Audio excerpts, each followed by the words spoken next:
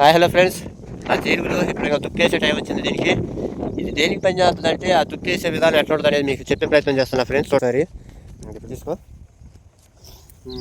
ఇప్పుడు ఈ వయసు వచ్చింది కాబట్టి ఇక దీంట్లో ఏదన్నా మొక్క మనం పీకి ఇలా చూసుకోవాలన్నమాట. అయ్యో సరిగ్గా రాలే ఫ్రెండ్స్. ఇది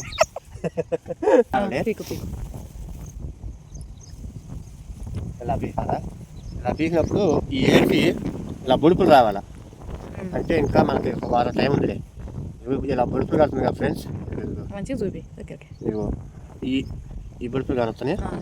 ఈ బుడుపులు ఇవన్నీ ఇంకా కొంచెం ముదురుతాయి అనమాట.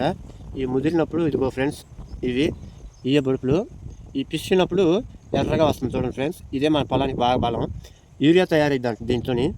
మన అగ్రికల్చర్ వాళ్ళు కూడా అధికారులు వీటి గురించి మనకు అవగాహన గురించి కూడా చెప్తారు, వేసుకోవడం వల్ల ఏ లాభం అనేది. ఆ లాభానికి మనం అసలు ఏందని ప్రయత్నం చేసినప్పుడు ఇలా పీక్కొని చూసుకోవాలి. ఇట్లా నిండా బాగా కుచ్చు వస్తుంది. అది ఆ కుచ్చు వచ్చినప్పుడు మనం ఇంకా దుక్కి వేయించుకుంటే పొలానికి కూడా బలం అనమాట. ఈ పూతకు వచ్చినప్పుడు మాత్రమే ఇది ఇలా చెట్టుకి ఇలా పూత రావాలా. అదేవిధంగా ఇక్కడ ఆ గడ్డలు తేలాలి. బురదటం వల్ల ఆ గడ్డ అనేది సరిగ్గా చూపించలేకపోతున్నాం ఫ్రెండ్స్. దీన్ని శుభ్రంగా మనం నీళ్ళలో పెట్టి ఇలా ముంచినప్పుడు ఇక్కడ ఫ్రెష్గా మనకి కాని వస్తుంది ఫ్రెండ్స్. దీనికి బాగా గడ్డలు కాని వస్తున్నాయి, జడలుగా అల్లుకుంటుంది ఇది గడ్డలు. ఇదే మనం మనం మామూలుగా ఫెర్టిలైజర్ మనం పొలాల్లో కొట్లో పోయి కొనుక్కో చేలోనే తయారైద్ది అనమాట. పొలానికి మంచి బలం అనమాట. దుక్కులో మందు కట్టలు వేసే పని ఉండదు, అలాగే పొలానికి కూడా ఎరువు దోలే పని ఉండదు ఫ్రెండ్స్. ఇదిగో బాగా కానొస్తుంది చూడండి.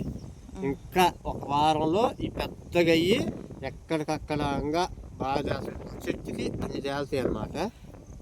అప్పుడు ఇంకా దుక్కేయించుకుంటే పొలం మొత్తం కూడా బలంగా తయారైద్ది. అది ఫ్రెండ్స్ మీకు చూపించే ప్రయత్నం. జీలుగు వల్ల ఏం ఉపయోగం అంటే శాస్త్రవేత్తలు చెప్పినట్లుగా ఇది మన పొలానికి ఎరువుతో సమానంగా.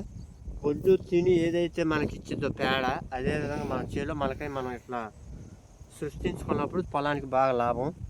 ఎరువు దొరుకునే దానికంటే ఈ విధంగా చేసుకోవడం చాలా లాభదాయకం. Bye friends.